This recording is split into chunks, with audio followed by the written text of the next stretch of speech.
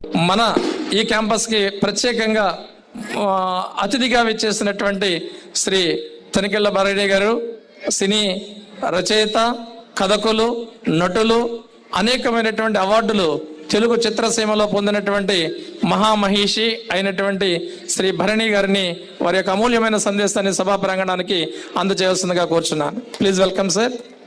ఈ సత్య స్కూలు ఈ పేరు ఎందుకు పెట్టారా అని అనుకున్నప్పుడు ఇప్పుడే నాకు తెలిసిన విషయం ఏంటంటే వాళ్ళ అమ్మగారి పేరు సత్యవతి, నాన్న పేరు సత్యనారాయణ. ఈ సత్యం అనేది, సత్యం అంటే నిజం చెప్పడం. పుత్రకుమార్ గారు ఒక పరమోన్నతమైన ఒక సంకల్పంతో ఆరంభించిన ఒక స్కూల్ 25 ఏళ్ల ఈ ప్రయాణంలో ఇంతగా అభివృద్ధి చెందిందంటే చాలా ఆనందించదగ్గది, గర్వించదగ్గ పాయింట్. రెండోది, ఈ ఊరి పేరు చెవుళ్ళంక. చెమిటి వారి ముందు శంఖం ఉదేతే వారికి వినపడదంటారు, కానీ పుత్రకుమార్ గారు దాన్ని మరో రూపంలో, విద్య రూపంలో శంఖం పూరించి ఈ విజయానికి నాంది పలికారన్నమాట.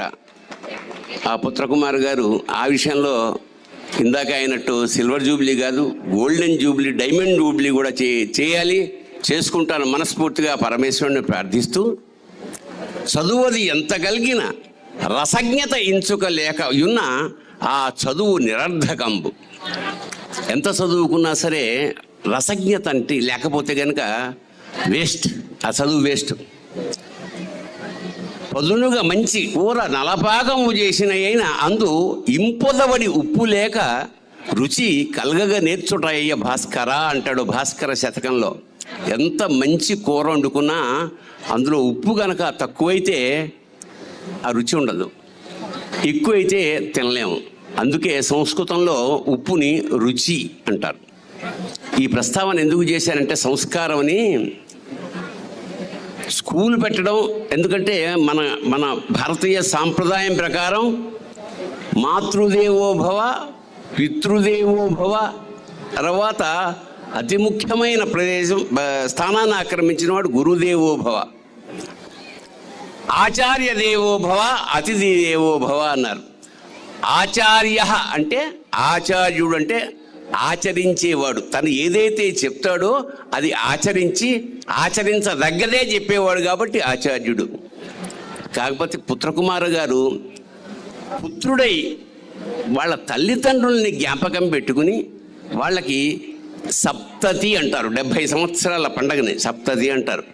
ఇంత ఘనంగా వైభవంగా చేస్తున్నందుకు ముఖ్యంగా తల్లిదండ్రుల ఆశీర్వచనం పరిపూర్ణంగా వాళ్ళకి పుత్రకుమార్ గారికి ఉండి, ఎందుకంటే ఇవాళ తల్లిదండ్రుల్ని తీసుకెళ్ళి ఓల్డేజ్ హోమ్లో పడేసే రోజులు. ఓల్డేజ్ హోమ్ అంటే నాకు మా రెడ్డి గారే గుర్తొస్తారు.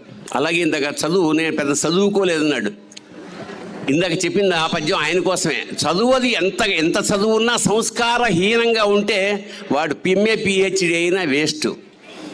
ఆయన ఎంత తక్కువ చదివినా ఇవాళ రాజ్యాలేలే స్థాయిలో ఉన్నాడు. అక్కినేని నాగేశ్వరరావు గారు కూడా పెద్దగా చదువుకోలేదు, కానీ స్కూళ్ళు కట్టించారు, అన్నపూర్ణ స్టూడియోలు కట్టించారు, అన్నపూర్ణ పల్వరైజింగ్ మిల్స్ పెట్టించాడు, కొన్ని వేల మందికి, లక్షల మందికి ఉపాధి కల్పించాడు. సో జీవిత పరమార్థం ఏమిటంటే చదువుకోవడం కాదు, దాన్ని ఉపయోగించడంలో ఉంది. అదే విక్టరీ వెంకటరెడ్డి గారు నాకు పరమ ఆప్తులు. ఇవాళ ఎలాగైతే వెండి పండగ ఈ స్కూల్ జరుపుకుంటుందో, మా స్నేహానికి కూడా దాదాపు 25 సంవత్సరాలు మా CRC క్లబ్ నాకు పరిచయమై మాది కూడా వెండి పండగ లాంటి ఒక కార్యక్రమం. ఇలాంటి ఈ అద్భుతమైన ఈ కార్యక్రమంలో తల్లిదండ్రుల్ని గౌరవిస్తూ వాళ్ళ సప్తతిని ఇంత హాయిగా జరుపుకోవడం అనేది నిజంగా ఆచరించదగ్గ పరిణామం. ఎందుకంటే తండ్రి లేకపోతే నీ జీవితంలో సగం బలం పోతుంది, తండ్రి లేకపోతే నీ జీవితంలో సగం బలం పోతుంది, తల్లి లేకపోతే నీకు సగం ఆకలి తీరదు అని ఒక సామెత. ఎంత గొప్పగా చెప్పారండి. మనకి అది ఎప్పుడైనా సరే తల్లిదండ్రులు లేని వాళ్ళని అడగండి, ఉన్నవాళ్ళని కాదు, తల్లిదండ్రుల కోసం తాపత్రయపడి నాన్న నువ్వు లేవు, నేను ఇంత అభివృద్ధిలోకి వచ్చాను కన్నీళ్లు పెట్టుకున్న కొడుకులు ఎంతోమంది నాకు తెలుసు. అలాగే తల్లి లేకపోతే ఏమిటంటే చులకన జలరుహతంతు చులకన తృణకణము దూది చులకన సుమ్మి, చులకన మరి పుత్రుడు తల్లి లేని సుతుడు కుమార అని ఒక పద్యం ఉంది మనకి. తల్లి ఉంటే గనక వాడు ఎందాంటి వాడైనా ఎంత దుర్మార్గుడైనా వాడి కడుపు నిండా అన్నం పెట్టి కన్నీళ్లు తూచి సేద తీరే మహా తల్లి. అందుకే అలాంటి తల్లిదండ్రుల్ని ఇలాంటి వేదిక మీద కూర్చోబెట్టి ఇంత ఉపకారం చేస్తున్నానంటే చాలా గొప్ప విషయం. అలాగే సత్యం ఎందుకు చాలా గొప్పది అంటే, చిన్నపిల్లలు ఉన్నారు కాబట్టి చిన్న కథ చెప్తాను. సత్యం వల్ల ఏవేమి జరుగుతాయి ప్రపంచంలో. యక్ష ప్రశ్నలు. ధర్మరాజు మహాభారతంలో అన్నదమ్ములంతా మడుగులో నీళ్లు తేవడానికి వెళ్ళి శవాలైపోతారు, చచ్చిపోతారు, శిలలైపోతారు. అప్పుడు ఒక యక్షుడు ఒకటి ఉత్తరం ఉండి ప్రశ్నలు అడుగుతూ ఉంటాడు. ఆ ప్రశ్నలకు సమాధానం చెప్పకపోతే శిలైపోతాడు. అందులో అందరూ శిలైపోయిన తర్వాత ధర్మరాజు వచ్చి సమాధానం చెప్తాడు. అందులో ఫస్ట్ క్వశ్చన్ ఇదే, ప్రపంచం దేనివల్ల నడుస్తోంది అంటే సత్యం వల్ల అంట. సో సత్యం అనేది అంత గొప్ప విషయం అన్నమాట. అలాగే ఒక పల్లెటూరులో ఒక అమాయకుడు ఉండేవాడు. వాడికి ఎప్పుడైనా ఉరిమినా పిడుగులు పడుతున్న శబ్దం వినిపించినా ఆకాశం మీద పడిపోతుందేమో అని భయంతో పారిపోతూ ఉండేవాడు చిన్నప్పటి నుంచి. అలా కొన్నాళ్ల తర్వాత ఒకరోజు విపరీతమైన వర్షం, పిడుగులు ఉరుములు వస్తున్నాయి, తట్టుకోలేక అడవిలో పారిపోయాడు. అడవిలో పారిపోతే అక్కడ ఒక చెట్టు కింద ఒక స్వామీజీ కళ్ళు మూసుకుని తపస్సు చేసుకుంటున్నాడు. అప్పుడు ఈ వెర్రిబాగులు వాడు ఆయన చూసి అన్నాడు, స్వామి నాకు అర్థమైపోయింది నువ్వు చెట్టు కింద ఎందుకు కూర్చున్నావు అన్నాడు. మెల్లిగా కళ్ళు తెరిచి ఎందుకురా అన్నాడు స్వామీజీ. ఏం లేదు, ఆకాశం కనుక పడిపోతే చెట్టు మీద పడుతుంది, మన మీద కాదు కదా, అందుకే చెట్టు కింద కూర్చున్నావు కదా నువ్వు అన్నాడు. అప్పుడు స్వామీజీకి అర్థమైంది వీడు చాలా అమాయకుడని. ఎందుకురా నీకేమన్నా ఆకాశం పడిపోతుందన్న భయం అండి? అవునండి, ఉరుములు మెరుపులు వచ్చినప్పుడు ఆకాశం పడిపోయి మనం చచ్చిపోతాం కదండి అన్నాడు. ఒరే, ఆకాశం కింద పడకుండా ఉండే మంత్రం ఒకటి నా దగ్గర ఉందిరా, నువ్వు వెళ్ళు. అయితే దానికి నువ్వు చిన్న ఉపకారం చేయాలి నాకు. ఏమిటంటే ఈ పల్లెటూళ్ళలోకి వెళ్ళి నీకు నాకు ఆహారం సంపాదించుకోవాలి. కాకపోతే వెళ్ళి భవతీ భిక్షాందేహి అని అడగకూడదు. నీ నోటికి వచ్చిన బూతులన్నీ తిట్టు, అన్నం బట్టరా అంటే పాపం అమాయకుడు వెళ్ళాడు. వెళ్ళిన వాడు మధ్యాహ్నం దాకా రాలేదు. మధ్యాహ్నం వచ్చాడు. ఏమిటంటే ఒంటి నిండా దెబ్బలు, రక్తం గారిపోతోంది. ఏమైందిరా అన్న? అదే మీరు చెప్పినట్టే వెళ్ళాను స్వామి, అందరినీ బూతులు తిట్టాను, అన్నం పెట్టమని. ఎవరు పెట్టలేదు స్వామి, కొట్టారు. కానీ ఒక మహాతల్లి, నాయన ఎంత ఆకలేస్తే ఇంత తిడుతున్నావో అన్న ఉద్దేశంతో ఇగో మన కోసం వేడనం, పప్పు, కూర అవన్నీ మూటగట్టి పంపింది స్వామి.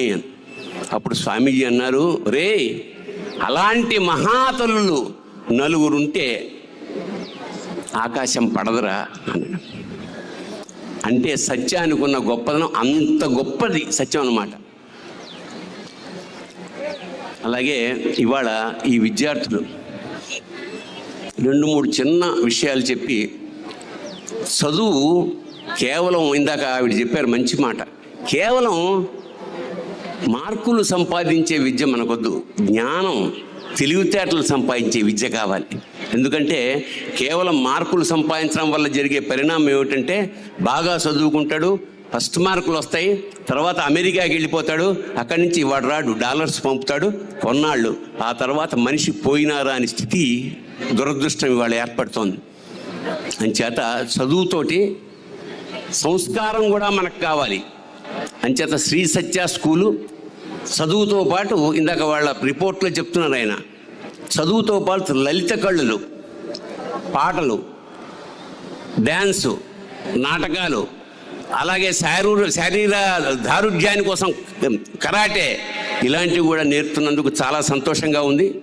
అలాగే ఆరంభంలో చిన్నారులు చేసిన ఆ నీటి పాట చాలా హృదయంగా, అంటే గొప్ప మెసేజ్. ఎన్నికల బహుపురాణ సముచ్చయంగా తమ యొక్క ఉద్వేగభరితమైనటువంటి మాటల గారడీల ధ్వనిని ఈ సభా ప్రాంగణానికి వినిపించి మాకు ఆనందదాయకము కావించినటువంటి ఈనాటి ప్రముఖ ఆహ్వానితులు శ్రీ తనికెళ్ల భరణి గారికి ఈ సభా ప్రాంగణం నుండి మరొక్కసారి ప్రత్యేకమైన ధన్యవాదాలు, అభినందనలు తెలియజేస్తూ, మరి ఈ కార్యక్రమంలో మా తల్లిదండ్రులకు ఒక చిరు సత్కారాన్ని వారి చేతుల మీదుగా అందించాలని కోరుచున్నాం.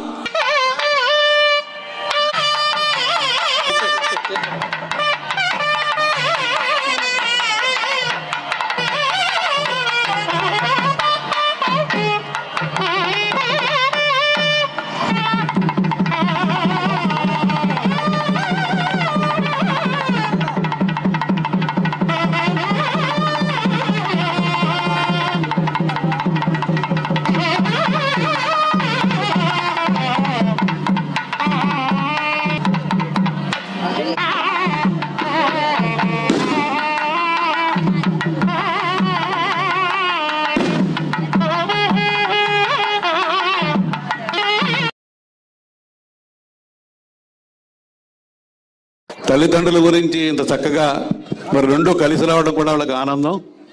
మరి తల్లిదండ్రుల్ని ప్రేమించే పద్యం నాకు రాదు, కానీ తల్లిదండ్రులను ప్రేమించకుండా ఉండే పద్యం, తల్లిదండ్రులందు దయలేని పుత్రుడు పుట్టనేమి వాడి గిట్టనేమి,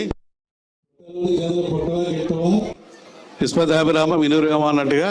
అంటే మేము చదువుకున్న స్థాయికి ఆ పద్యాలన్నీ నేర్చుకున్నాం కాబట్టి చెప్తున్నాను. అది అలా ఉండకూడదు. పిల్లలు ఇలా చక్కగా తల్లిదండ్రుల మీద ప్రేమ కలిగి ఉండాలి ప్రతి ఒక్కళ్ళు. ఎందుకంటే రేపు కూడా మనం మళ్ళీ తల్లిదండ్రులు అవుతాం కాబట్టి మన తల్లిదండ్రులు మనం ప్రేమగా చూసుకోవాలి. ఇప్పుడు చదువు లేకపోతే ఏమీ లేదు. మనం ఏం చేసినా ఎవరొకళ్ళు మనం ఏ వ్యాపారం చేసినా మనల్ని మోసం చేస్తారు. అందుకని ప్రతి ఒక్కళ్ళు చదువుకోవాలి, చదువు ఉండాలి. అలాగే ఏదన్నా ఒక ఇప్పుడు ఐఏఎస్ అయినా లేకపోతే గ్రూప్ 1 అన్నా పాస్ అయ్యే వాళ్ళు టౌన్లో వాళ్ళే కాదు, ఎక్కువ రూరల్ వాళ్ళే అవుతున్నారు. అందుకని మనం చెవుళ్ళెంకలో పుట్టాం లేకపోతే ఇంకో ఊర్లో పుట్టాం అన్నది కాదు. టాలెంట్ ఎవరి సొంతం కాదు. అందుకని ప్రతి ఒక్కళ్ళు కూడా చక్కగా చదువుకోవాలి. మరి ఈ స్కూల్ గురించి కూడా నేను చాలాసార్లు వినటం జరిగింది. ఎందుకంటే ఈ పుత్రకుమార్ గారి గురించి, అలాగే టీచర్లు అందరూ నాకు చాలా మంది స్నేహితులు ఉన్నారు. అందుకని ఎందుకంటే చెవుళ్ళంక నుంచి ఎవరో కూడా బయటికి చదువుకెళ్ళే వాళ్ళు లేరు, చెవుళ్ళంక వచ్చేవాళ్ళు. కానీ అలాగా చక్కగా ఈ స్కూల్ ఎంతో అభివృద్ధి అవ్వాలి. ఇక్కడ చదువుకున్న వాళ్ళు ప్రతి ఒక్కళ్ళు కూడా ఉన్నత స్థాయికి వెళ్ళాలి అని కోరుకుంటూ మరి ఆ భగవంతుని ప్రార్థిస్తూ మీ అందరి దగ్గర సెలవు తీసుకుంటాం. 70% అభివృద్ధి ఆయన చేతుల మీద జరుగుతూ ఉంటుంది, 30% ఇతరుల మీద జరుగుతుంది. సో వారు ఎప్పుడు కూడా నాణ్యత, స్వచ్ఛత, క్వాలిటీ, ఈ 3 ఇంపార్టెన్స్ ఇస్తారు. ఆ 3 లేకపోతే ఆయన అసలు ఒప్పుకోరు.